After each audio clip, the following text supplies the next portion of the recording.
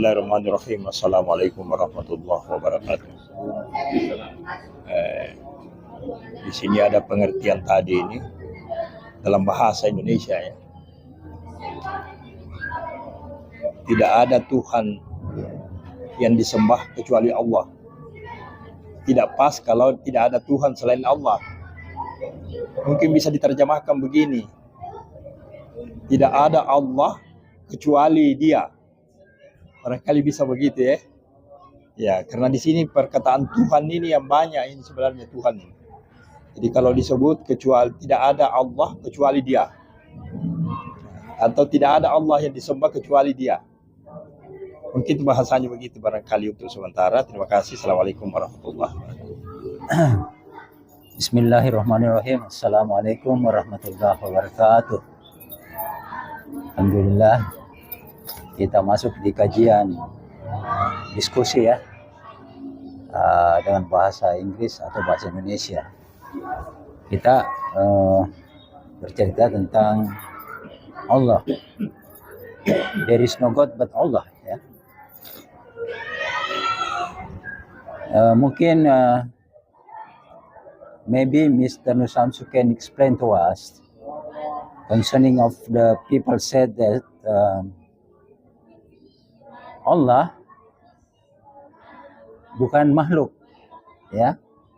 It is not the human being or another person.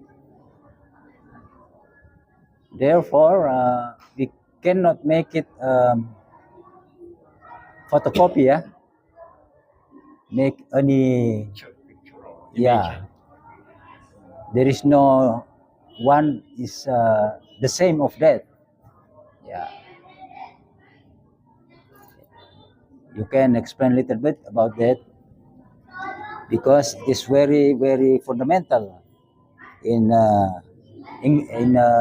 Al-Quran teaching. Therefore, untuk itu saya pikir seperti agama-agama yang lain,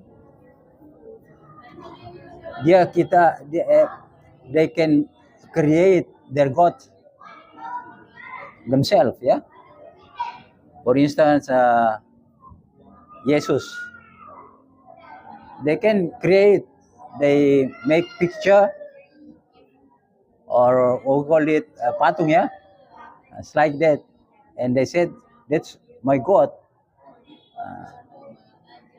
Of course, it is very, very different in English teaching, in Islamic teaching, yeah, it's very different. So I need some explanation. What can you explain to us about that? Yeah, because I think this is very, very important for us, and it is very fundamental in the Islamic teaching.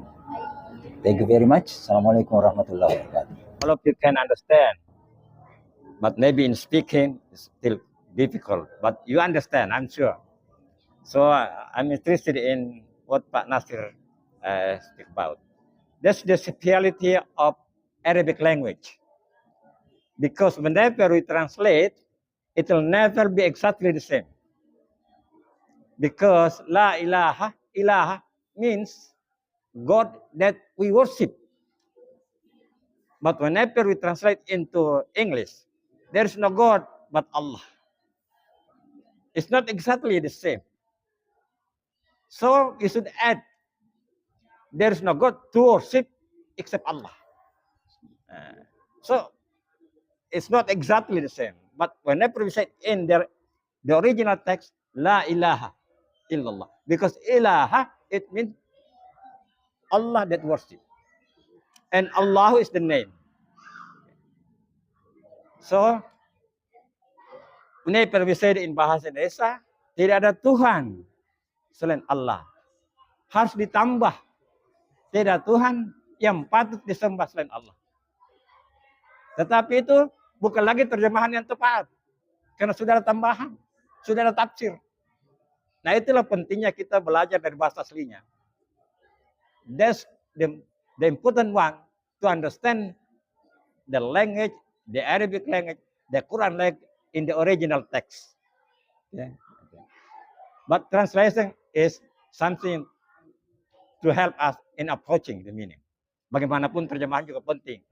Tetapi yang tepat memang la ilaha illallah tidak pernah akan tepat diterjemahkan secara dalam bahasa apapun. La ilaha illallah. Oke? Jadi itulah keistimewaan bahasa Quran bahasa Arab. Kalau kita katakan la ilaha, karena ilaha itu bermakna sembahan. Kalau kita katakan tidak ada Tuhan selain Allah, itu belum tepat. Karena banyak Tuhan. Tetapi yang patut disembah hanya Allah. Nah, itu ya. Jadi itulah pentingnya kita memahami dari bahasa aslinya. Itu. Ya. That's it. About Mr. Ismail asked about is concerning Tauhid. And the main explanation of Tauhid is in Surah Al-Ikhlas. Because in that surah, it said, Walam yakullahu kufuwan ahad. Kufuwan means equal or sama in bahasa Indonesia. So there is nothing similar with it. Because Allah is not a creature, but creator. Karena Allah itu bukan makhluk, tapi pencipta makhluk. Tidak satu. Jadi five prinsip. I'm going to tell you about my experience. When I was in Mecca, and then I went to Masjidil Haram, I was late that time. I was late. And it was time near to time of prayer subuh. So I have a very limited time. And then I decided that time, I only take witir only one rakaat. And it inspires me. I got inspiration when I read Al-Ikhlas. Qul Allahu ahad. Mean one. Allah is one. Allahu samad. The only one we ask for help. Lam ya, it mean one. Lam yalid. It's not. It's no begotten, no child. Walam yulad. And he has no father, no mother, not begotten. Tidak diperanakan. Itu mean one. One, Allah samad, lam yalid, walam yakul lahu kufuwan. The last, there is nothing equal with him. Five times only one. So 5 times 1. Now I ask you, why 5? Why not 6, not 7? Why 5? 5 times prayer, 5 times of Islamic principle, rukun Islam, and 5, the only number that has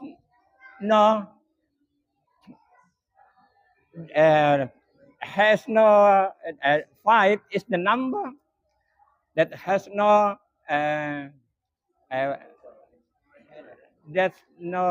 how do you call it? Fair. There's no fair. 1 and 9 become 10. 2 and 8 become 10. 3 and 7 become 10. 4 and 6 become 10. 5, no pair. Tidak ada pasangannya 5. Jadi berarti Allah tidak ada pasangannya. Yeah. The only one. So that's the expression. I got when I to pray in Masjidil Haram. This is interesting. And until now, sometimes I do it only one. Because I remember that. Only one rakaat. Sometimes I still do it. Yeah. So that's it. Jadi selalu mengarah kepada satu. Al-Ikhlas itu tidak ada kata-kata ikhlas di situ, Pak. Means ikhlas is not necessary to mention, but to practice it. Itu berarti ikhlas. Itu tidak perlu diucapkan, tapi dilaksanakan saja. Makanya surah Ikhlas tidak ada kata-kata ikhlas. Karena ikhlas berarti murni. Only one, God. 5 times. So God, nothing equal with God. Nothing similar with God. So if you make an image, and then say that's God. According to the teaching of Tauhid, it is absolutely batil or wrong. Ya, salah. Karena Allah tidak ada samanya. Dia pencipta. Kalau kita buat gambar berarti salah prinsipnya kalau menurut ajaran kita. Memang we cannot think about Allah. We cannot think about it. We just only think about the creation, the creature, and makhluk. Allah tidak bisa dipikirkan karena memang otak kita is not designed to think about Allah. It's designed to think about the creation. Jadi otak kita hanya diberi kemampuan untuk memikirkan ciptaannya, bukan untuk memikirkan zatnya. Tidak didesain untuk itu. Tetapi ada yang tidak sanggup. Karena kalau di surat Al-Baqarah, zalikal kitabul la raiba fihi alladzina yu'minuna bil ghaib. Gaib. Gaib means that we cannot see, we cannot hear, but there is, ada. Tetapi kita tidak bisa menggambarkannya. Jadi itulah memang salah satu syaratnya orang beriman itu dah percaya kepada yang gaib. They make image, they make statue, Pak Mail, because they can't think abstractly. Mereka tidak mampu berpikir abstrak. Jadi harus dikonkretkan. Ya, karena tidak mampu berpikir abstrak. Padahal Tuhan itu sangat abstrak nih. I think that's my explanation. Thank you. Thank you very much for your kind attention. I hope we can understand. You can understand what I explain about. And the most important is to practice.